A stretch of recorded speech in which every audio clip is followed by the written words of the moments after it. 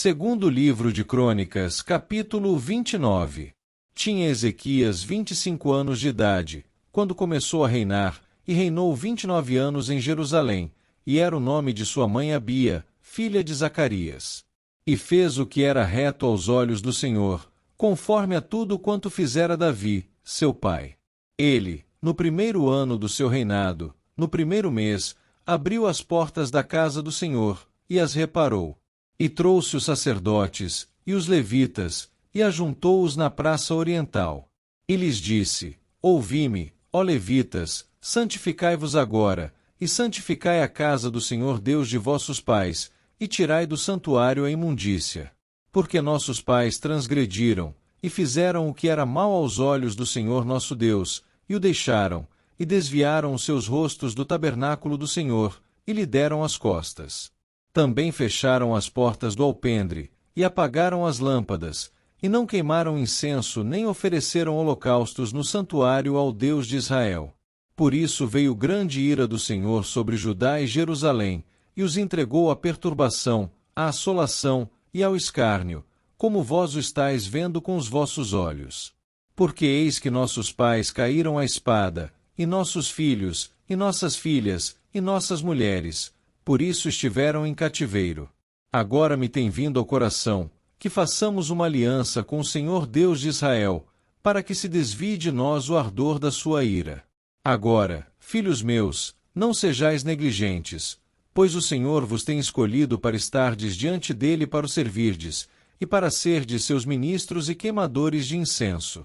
Então se levantaram os levitas, Maate, filho de Amazai, e Joel, filho de Azarias, dos filhos dos coatitas, e dos filhos de Merari, Quis, filho de Abdi, e Azarias, filho de Jealelel, e dos Gersonitas, Joá, filho de Zima, e Éden, filho de Joá. E dentre os filhos de Elisafã, Sinri e Jeuel, dentre os filhos de Asafes, Zacarias e Matanias. E dentre os filhos de Emon, Jeuel e Simei, e dentre os filhos de Gedutum, Semaías e Uziel. E ajuntaram a seus irmãos, e santificaram-se e vieram conforme ao mandado do rei, pelas palavras do Senhor, para purificarem a casa do Senhor.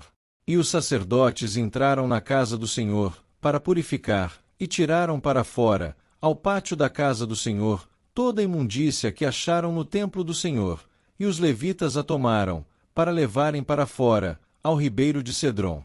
Começaram, pois, a santificar no primeiro dia do primeiro mês, e ao 8º dia do mês vieram ao alpendre do Senhor, e santificaram a casa do Senhor em 8 dias, e no dia 16º do primeiro mês acabaram.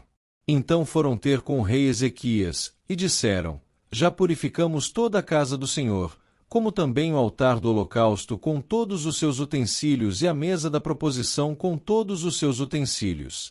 Também todos os objetos que o rei Acais no seu reinado lançou fora, na sua transgressão, já preparamos e santificamos, e eis que estão diante do altar do Senhor. Então o rei Ezequias se levantou de madrugada, e reuniu os líderes da cidade, e subiu à casa do Senhor. E trouxeram 7 novilhos e 7 carneiros, e 7 cordeiros e 7 bodes, para sacrifício pelo pecado, pelo reino, e pelo santuário, e por Judá, e disse aos filhos de Arão, os sacerdotes, que os oferecessem sobre o altar do Senhor. E eles mataram os bois, e os sacerdotes tomaram o sangue e o espargiram sobre o altar. Também mataram os carneiros, e espargiram o sangue sobre o altar. Semelhantemente mataram os cordeiros, e espargiram o sangue sobre o altar. Então trouxeram os bodes para sacrifício pelo pecado, perante o rei e a congregação, e lhes impuseram as suas mãos. E os sacerdotes os mataram, e com seu sangue fizeram expiação do pecado sobre o altar, para reconciliar a todo Israel, porque o rei tinha ordenado que se fizesse aquele holocausto e sacrifício pelo pecado, por todo Israel.